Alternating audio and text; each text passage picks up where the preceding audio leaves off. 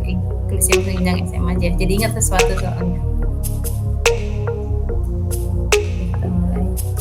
Assalamualaikum Bu Nadia. Selamat malam. Apa kabarnya?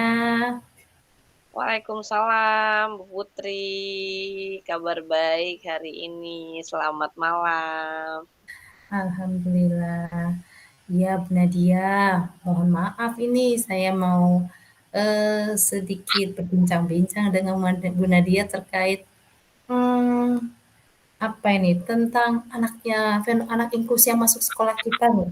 Bu Nadia kan kemarin baru saya kirim nih ke mana ke pelatihan inklusi dan sepertinya sekolah kita kan banyak ya mulai masuk anak inklusi ya Bu Nadia.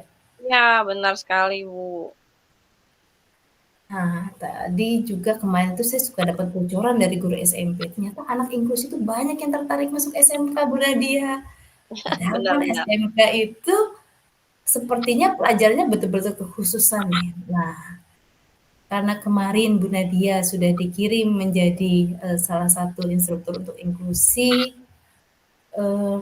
kira-kira apa yang Bu Nadia sudah dapatkan dan bagaimana nanti Bu Nadia bisa mencoba membawa ini ke sekolah terkait dengan banyaknya minat anak SMP masuk SMK gitu karena dianggapnya oh SMK itu nanti mereka lulus sudah punya kemampuan nih seperti itu. Bagaimana Bu Nadia? Iya, baik Bu Putri. Terima kasih. Iya, terima kasih juga kemarin untuk kesempatannya karena saya juga terpilih ya, Bu, yang diberangkatkan untuk menerima bekal itu untuk belajar lagi. Jadi emang kalau kita lihat dari data Dapodik ya, Eee, banyak memang lebih banyak dari tahun kemarin ya yang, masuk sebagai ABK di tahun ini gitu. Dan saya lihat memang setiap tahunnya selalu yang dari SMP ke jenjang SMK itu selalu yang hadir di SMK itu anak ABK-nya adalah, gendernya laki-laki ya. Kalau selama ini bertahun mungkin, 4 tahun kebelakangan ini ya, 3 tahun lah, mau 3 tahun belakangan ini saya perhatikan selalu banyaknya memang laki-laki ya. Kalau kalau misalnya perempuan justru kalau di jurusan kita ya Bu, di DITF saya memang Mhm. belum pernah menerima nih. Jadi belum pernah menangani untuk yang, perempuan, selalu mungkin laki-laki gitu ya.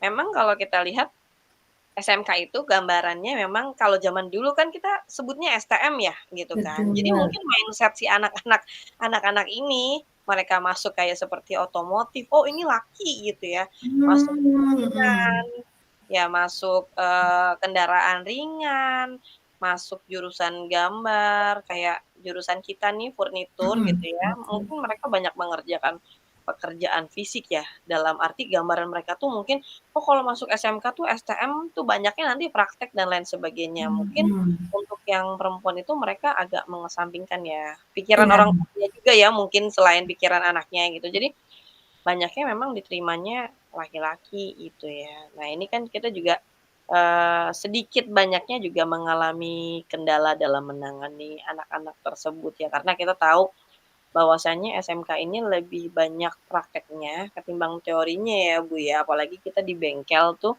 jurusan teknik furnitur di mana anak-anak ABK ini, nggak usah anak ABK ya, Bu, anak reguler aja dengan intelijensi yang umum, mereka tidak bisa dilepas dalam bengkel tuh tanpa pendamping.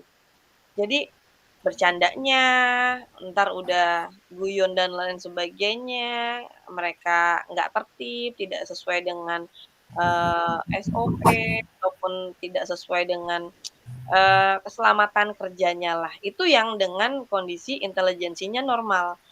Jadi Mhm. kebayang repotnya seperti apa ya, Bu, menangani anak ABK ini, mata kita cuma 2, tangan kita cuma 2, kita mengawasi 30 lebih Nah, anak dengan kemarin itu di kelas itu ada, 1 ya, 1 anak ABK gitu. Jadi itu luar biasa sekali. Jadi, mata kanan mungkin terfokus dengan 30 anak, mata kirinya mhm. terfokus dengan 1 anak gitu ya. Tapi dengan kemarin, diundang untuk menghadiri seminar ya tentang bagaimana caranya menangani anak tersebut, kita juga jadi, lebih terbuka lagi wawasannya, lebih open minded lagi, lebih gimana ya, mungkin rasa nerimanya lebih lebih luas, lebih lapang. Kalau zaman dulu kan kita sebelum menerima ilmu itu kita selalu bertanya-tanya, kenapa sih kita disuruh ngajar anak seperti itu, sementara kita tidak pernah dibekali ilmu untuk menangani anak seperti itu, gitu ya. Jadi kan kita banyak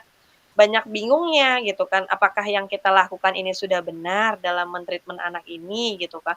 Apakah setiap dia meminta ini ataupun bertindak seperti ini, langkah, kita adalah seperti ini. Nah, itu kan kita masih meraba-raba ya, namanya, seperti anak belajar jalan tanpa dituntun gitu ya. Jadi tabrak sana, tabrak sini, tembok sana ditabrak, tabrak Bener. jadi banyak banyak sekali gitu, banyak merabanya gitu. Tapi Nah, dari hasil yang kemarin, sudah saya terima sih luar biasa sekali, bagus, Bu, gitu. Jadi pastilah bertambah tentang bagaimana cara, kita menangani anak tersebut, mungkin gitu Bu Putri.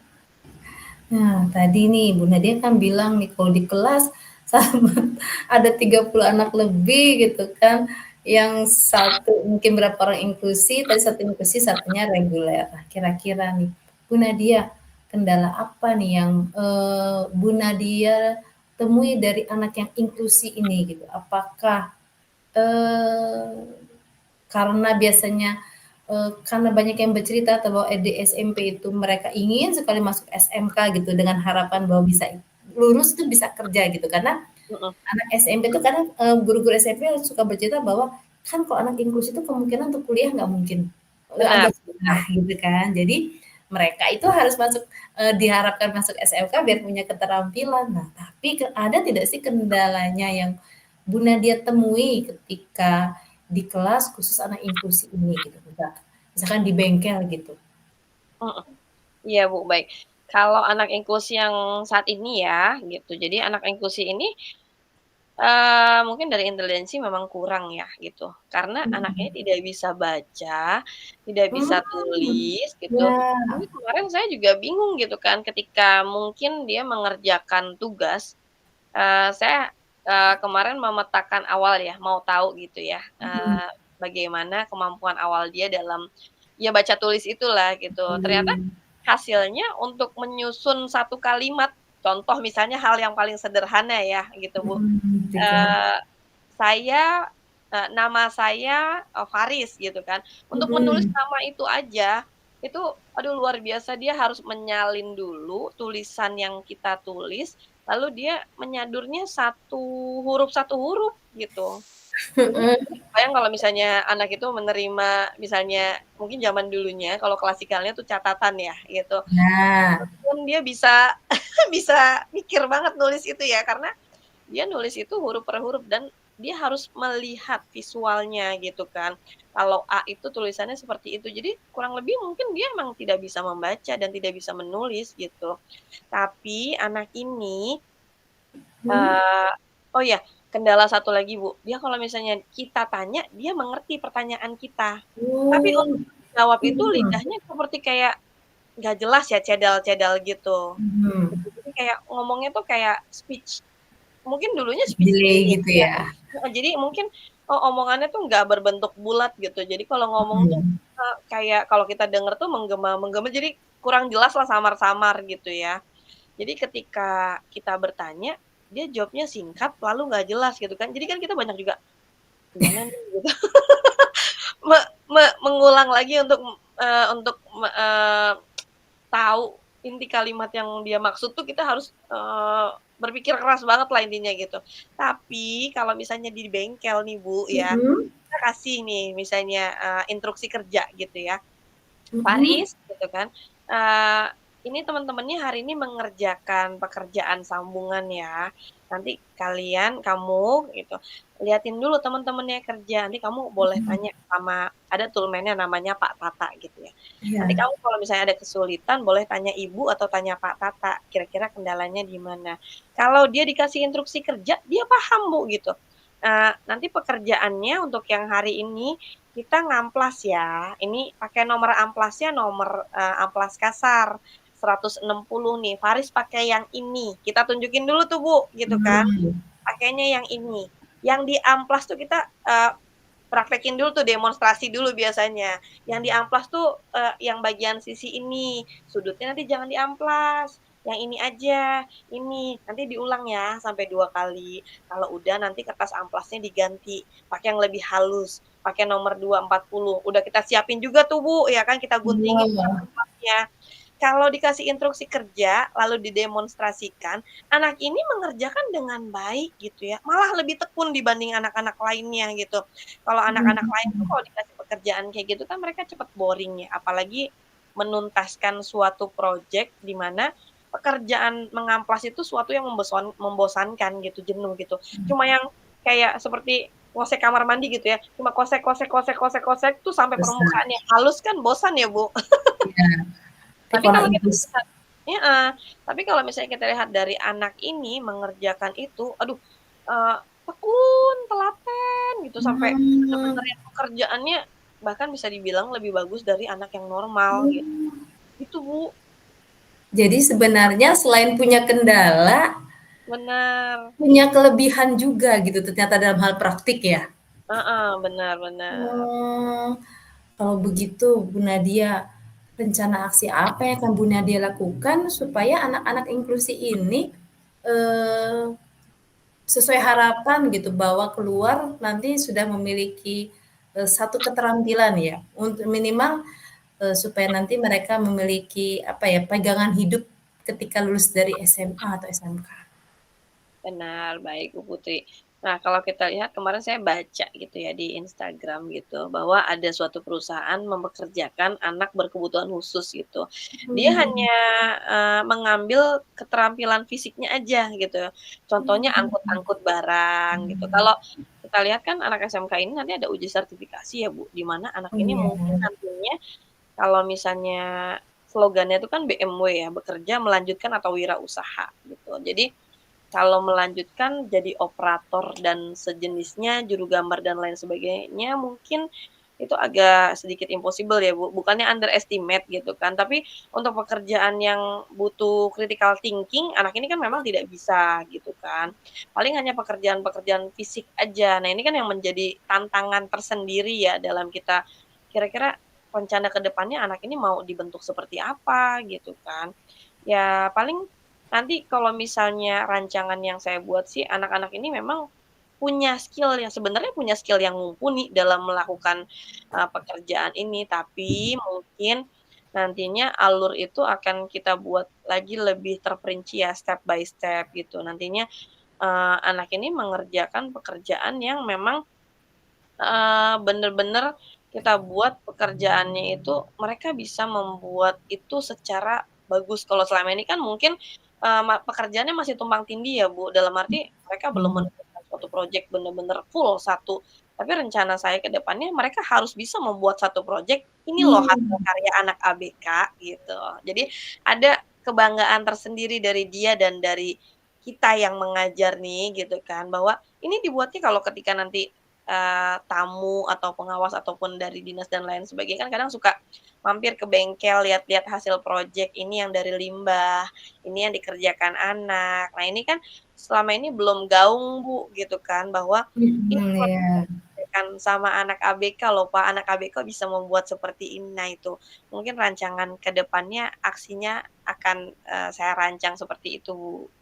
Ya, memang sih ya, kebetulan saya juga pernah menjadi juri untuk anak, apa, inklusi, lomba anak inklusi. Saya akui memang anak inklusi itu kalau hal yang sifatnya, apa ya, praktik ya, Ya, mereka itu, eee, apa, lebih tekun, hasilnya benar. bisa lebih bagus gitu di lomba itu gitu. Jadi memang mungkin itulah keunggulan mereka yang harus diapresiasi dan selama Mhm, ini mungkin ketika mereka di jenjang yang di lebih bawah itu, guru-guru tidak punya kemampuan itu gitu kan untuk memoles mereka seperti itu mhm. gitu kan, bahkan cenderung kesulitan. Tapi ternyata memang, di SMK kita memang mungkin, jadi ada semacam, kewajiban gitu ya, menyiapkan mereka untuk siap dilepas di masyarakat nanti gitu kan, itu dia. Jadi memang memang berat Benar benar. tapi itu yang harus kita hadapi gitu kan, karena sekarang pemerintah pokoknya anak inklusi masuk, kita yang harus kerja keras menyiapkan mereka. Benar. Baik Bu Nadia, kira-kira rancangan Bu Nadia ini kapan akan mulai direalisasikan atau mulai dilaksanakan? Mungkin untuk project yang dibuat untuk anak ABK ini, di awal semester depan ya, Bu. Di awal semester depan nanti kita mulai, nyusun job sheet lagi yang baru, mungkin dengan tingkat kesukaran atau kerumitan juga yang, kita buat menyesuaikan dengan keterampilan mereka. Karena anak ini kan sebenarnya kalau mengerjakan apa-apa, sebenarnya konsentrasinya bagus ya, dengan hal-hal yang mereka senangi gitu. Bahkan mereka cenderung nggak mau di-distract gitu kan. Jadi kalau misalnya, "Faris, Ya, dengerin ibu dulu nih begini," gitu, dia masih tekun aja dengan pekerjaan yang kita instruksiin tadi gitu. sampai Iya. selesai, harus sampai Heeh, selesai. iya, itu. Terus orangnya juga ada beberapa yang perfeksionis gitu. Jadi kalau misalnya belum Hmm, sesuai dengan mau dia, masih terus dikerjain aja, padahal waktunya udah lewat banyak gitu kan. Ya itulah, Bu. Mungkin rencananya saya sih plan-nya untuk semester depan project-nya di semester, genap sih insyaallah. baik Nadia, jadi mudah-mudahan, karena nanti Bu Nadia harus bisa, apa ya, me memberikan apa ya, memberikan lagi informasi ini kepada guru-guru yang lain gitu kan, karena kan nggak semua guru kayak Bu Nadia gitu kan, apa, sudah bisa membayangkan akan seperti apa anak ke depannya. Kadang masih ada guru yang, tidak peduli, bukan tidak peduli ya, ya kurang sedikit perhatian kepada anak inklusi, mungkin nanti Bu Nadia juga bisa menyampaikan informasi ini kepada teman-teman yang lain, seperti itu Bu Nadia. Baik, Bu Putri. Baik Bu Nadia, apa yang mau Bu Nadia sampaikan terkait, apa, perbincangan kita hari ini? Iya. Mungkin kalau kemarin pandangan saya tentang anak ABK itu, mohon maaf gitu ya, Bu, mungkin dalam image teman-teman yang lain juga, dalam tanda kutip itu cenderung meremehkan, ya. Kita sangat Mhm, paham lah ya, bahwa menangani anak ABK ini butuh energi yang luar biasa, karena mereka butuh perhatian dari kita tuh sebenarnya, utuh gitu ya. Kalau misalnya anak yang 30 ini perhatiannya bisa terbagi sama kita, kalau mereka tuh kita sepenuhnya perhatiannya mereka maunya kita ke mereka terus gitu. Jadi ada kadang betul. capernya dan lain sebagainya. Tapi dengan ilmu yang kemarin saya memang, lebih bisa lebih bijak lah gitu kan dalam memandang anak ini, bahwa anak ini spesial juga dari Allah gitu ya, bahwa mereka juga layak untuk mendapatkan, masa depan juga yang baik, seperti itu. Jadi memang ya, sekarang lebih banyak terbuka lagi, open minded lagi wawasannya tentang, anak-anak ABK ini, itu Bu. Baik Bu Nadia, senang sekali saya bisa berbincang dengan Bu Nadia malam ini. Semoga bermanfaat buat sekolah kita. Terima kasih. Amin. Assalamualaikum. Waalaikumsalam, terima kasih Bu Putri untuk obrolannya malam ini.